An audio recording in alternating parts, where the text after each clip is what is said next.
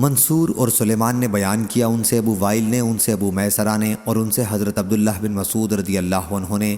سفیان ثوری نے کہا کہ اور مجھ سے واصل نے بیان کیا، اور ان سے ابو وائل نے، اور ان سے حضرت عبداللہ بن مسعود رضی اللہ عنہ نے بیان کیا کہ میں نے پوچھا، یا آپ نے یہ فرمایا کہ رسول اللہ صلی اللہ علیہ وسلم سے پوچھا گیا کہ کون سا گناہ اللہ کے نزدیک سب سے بڑا ہے؟ حضرت صلی اللہ علیہ وسلم نے فرمایا، یہ کہ تم اللہ کا کسی کو شریک ٹھہراؤ، حالانکہ اسی نے تمہیں پیدا کیا ہے۔ میں نے پوچھا اس کے بعد کون سا؟ فرمایا کہ اس کے بعد سب سے بڑا گناہ یہ ہے کہ تم اپنی اولاد کو اس خوف سے مار ڈالو کہ وہ تمہاری روزی میں شریک ہوگی۔